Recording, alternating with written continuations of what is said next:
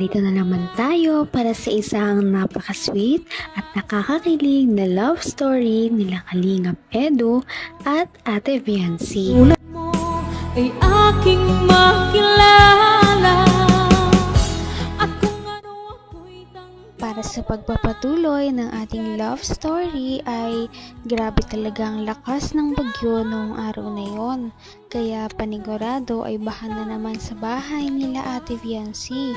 Ngunit kahit ganoon ay hindi niya pa rin nakakalimutan ang mga tao na gumagawa ng kanilang bahay na talagang nag-hard work kahit na malakas ang pag-ulan. Kaya binisita niya ang mga ito at nagdala pa ito ng mga pagkain para sa kanilang mga karpintero. At syempre, gusto niya rin naman makita ang kanyang ka-love team na si Kalingap Edu na noong araw na yon ay nandoon din para bisitahin ang bahay nila Ate Viancy.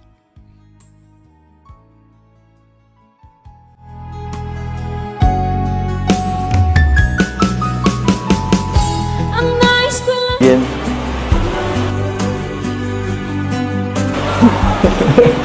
Busog ka.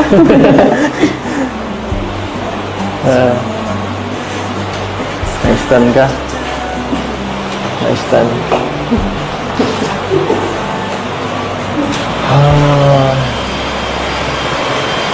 Ay. Pero baka nagtambo ka. Umuwi ako nun eh. Matampo sana po ako kung hindi ka nagpaalam. Siyempre. Nagpaalam ka baga naman po. Kaya okay lang. Tsaka lasing ka man. Hindi ako lasing. Hindi lang talaga ako.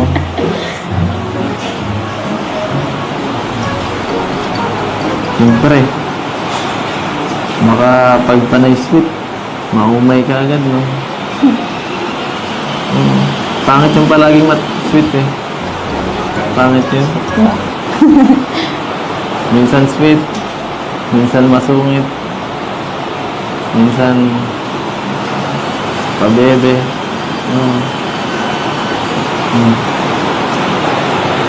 Minsan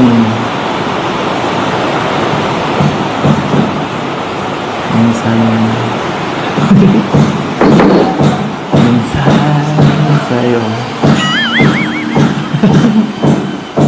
Uy.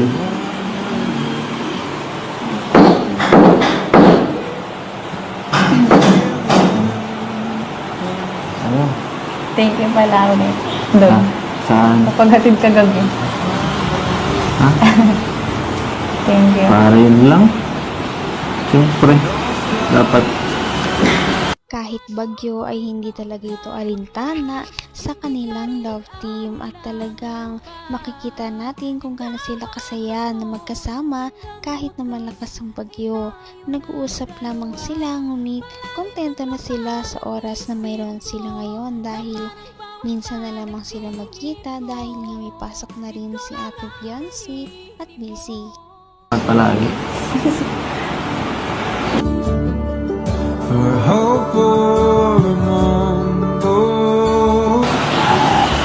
Saya naman ako eh. Kasi ako pag nahatid ka.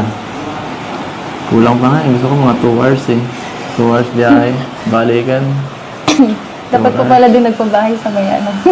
Sa taro. Para mas matagal. Mas matagal na samahan, di ba?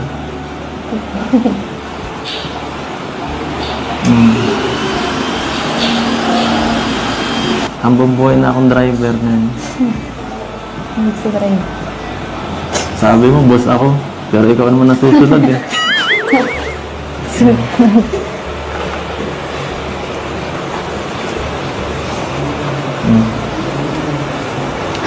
Anong masasabi mo?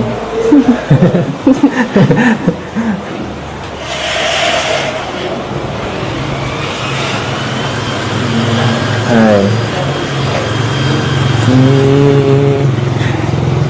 Ganda naman dito sa kwarto niyo, no? Nakaka-relax dito. Siguro lalo na pag natapos na to, sobrang ganda nito pag may ano na, kompleto na lahat. Yun po, siguro. Ang ganda na nga Gusto po. ko Hindi tumambay natapos. dyan. Gusto ko tumambay dyan. Ang ganda. Huwag ka lang tatalon dyan. Mataas yan. Hindi ko na kumatalon. Mataas yan. Oh. Ay. Saan ka ba nakatingin dyan? Ay. Kaya-hiya ka. Bahala ka. Marami din ang excited sa paglipat nila Ate Biancy dahil kung makakalipat siya, ibig sabihin ay mas malapit na siya sa bahay nila Kalingap Edu. Kapag nangyari yon ay lagi na siyang makakatid sundo at malagi na silang magkakasamang dalawa, kaya excited na si Kalingap Edu na magawa ang bahay. Kita mahal. Uy!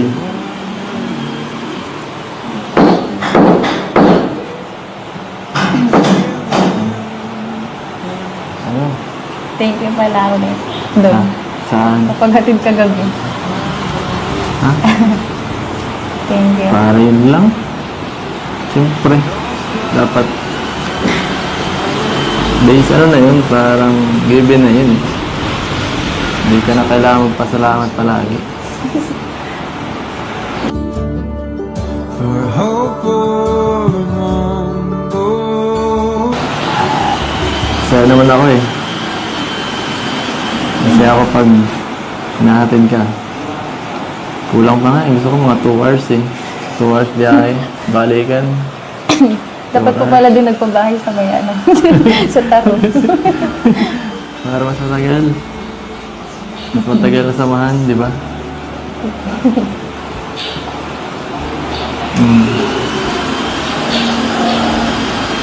Hambang buhay na akong driver na. Hindi sa drive. Sabi mo, boss ako. Pero ikaw naman nasusunod eh.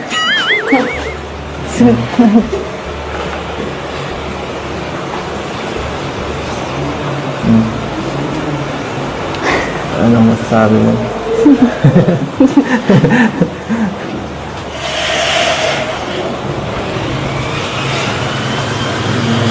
Ay. Ganda naman dito sa kwarto niyo, no? Nakaka-relax dito. Siguro lalo na pag matapos na to, sobrang ganda nito pag may ano na, kompleto na lahat. Yun po, siguro. Ang ganda na nga Gusto po. ko Hindi tumambay natapos. dyan. Gusto ko tumambay dyan. Ang ganda. Huwag ka lang tatalon dyan, mataas yan. Sobrang layo na nga ng narating ng EDSI Love Team. At kahit gano'n yun kalayo, hindi yun makakalimutan ni Ate Biancy. Kaya palagi talaga siya nagpapasalamat kay Kalingap Edu. Halos kada vlog nga ay lagi niyang pinapasalamatan ito sa mga nangyari at inidulot nito sa kanyang buhay. Kaya makikita natin kung gaano talaga kahalaga si Kalingap Edu sa buhay ni Ate Biancy. Abot kamay na kita. Thank you. Para yun lang. Siyempre. Dapat base ano na yun, parang given na yun. Hindi ka na kailangan magpasalamat palagi. For hope for a mundo. Saya naman ako eh. Kasi ako pag nahatid ka, kulang pa nga eh. Gusto ko mga 2 hours eh. 2 hours biyahe, balikan. Dapat po pala din nagpabahay sa may ano. Sa taro. Para mas matagal. Mas matagal na samahan, di ba?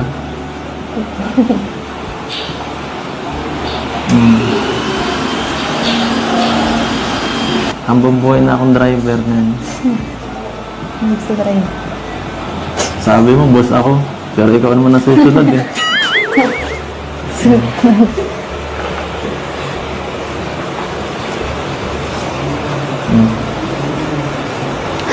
Anong masasabi mo?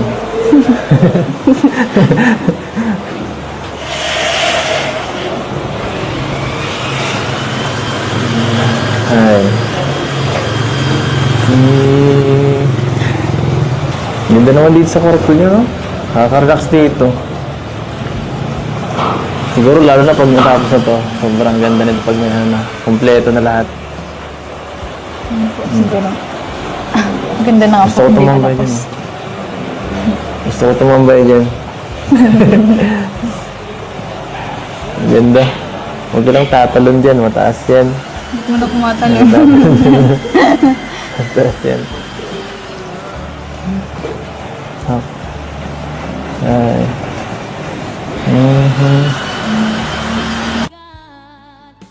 Ito na talagang lahat sa nalalapit na paglipat ng bahay ni Ate Fiancé. Kaya pag nangyari ito, mas marami na rin silang time sa isa't isa para makapag-date kahit may cameraman o wala. At yan ang ating naabangan sa mga susunod pa nating mga video. Abangan pa natin ang mga kilig moments nila. Napaka-sweet talaga nila at napakabait ng tambalang ito kaya maraming sumusuporta. Kaya naman sana ipatuloy natin silang suportahan at mahalin si Fiancé, si Kalingap Edu at ang Kalingap team. Yun lamang at maraming salamat sa panonood. Abangan natin kung magkakatuluyan ba talaga si Kalingap Edu at Fiancé. Hanggang sa muli! Bye! Ngayon'y abot